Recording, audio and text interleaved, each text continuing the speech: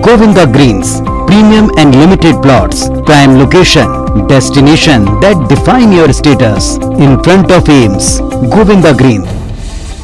दिल्ली में केंद्रीय मंत्रिमंडल की बैठक में कृषि कानूनों की वापसी के प्रस्ताव को मंजूरी दे दी गई है। 29 नवंबर से शुरू हो रहे संसद के शीतकालीन सत्र में सरकार इस बिल को वापस लेने के लिए एक विधेयक पेश करेगी, जिसके बाद ये विधेयक भारतीय संसद के दोनों सदनों से पास होगा।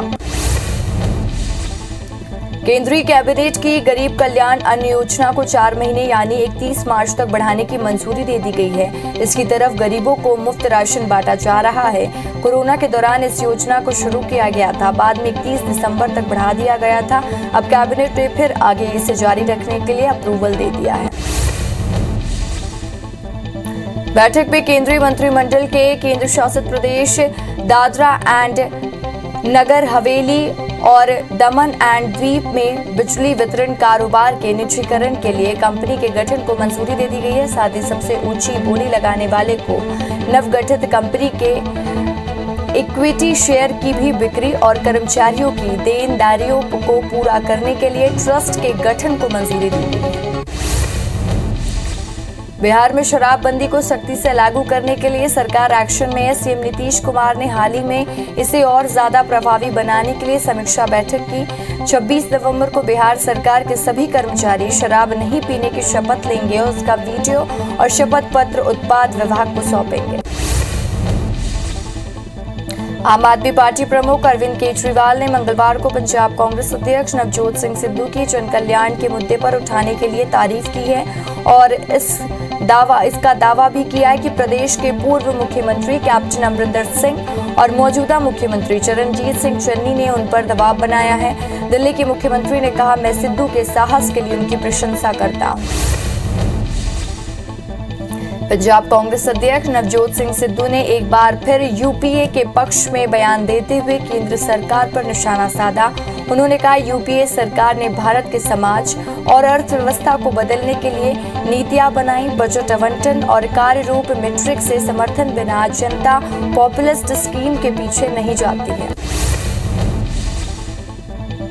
अखिल भारतीय अखाड़ा परिषद के पूर्व अध्यक्ष महंत नरेंद्र गिरी की मौत की जांच कर रही सीबीआई ने आरोप पत्र में दावा किया कि महंत नरेंद्र अपने शिष्य आनंद गिरी, पुजारी आध्या प्रसाद तिवारी और उनके बेटे संदीप तिवारी की वजह से भारी मानसिक तनाव में थे और उन्होंने समाज की नजरों में मानहानि और अपमान से बचने के लिए जीवन लीला समाप्त कर ली थी।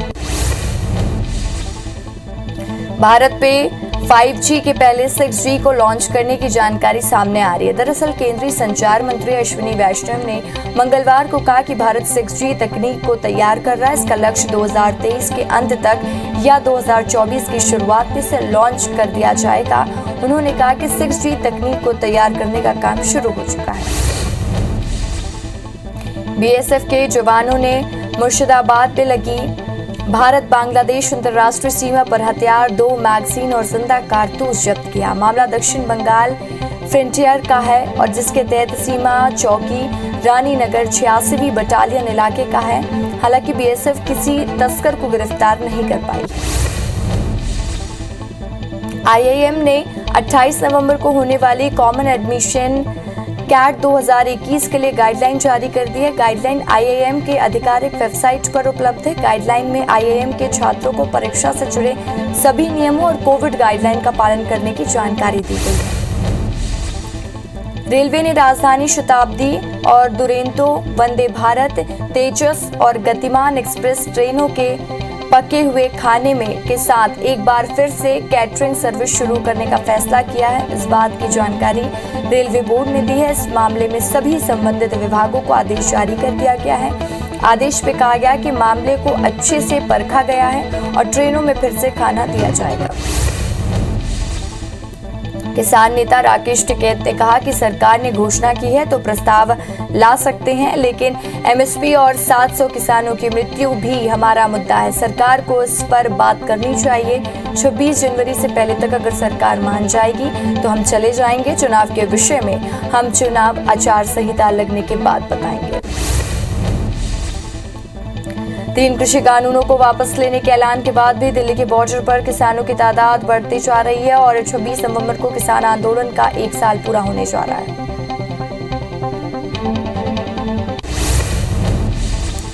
बीजेपी सांसद और पूर्व क्रिकेटर गौतम गंभीर ने आईएसआईएस कश्मीर से अपनी जान को खतरा बताया। गंभीर ने आरोप लगाया है कि उन्हें आईएसआईएस कश्मीर से जान से मारने की धमकी मिली है।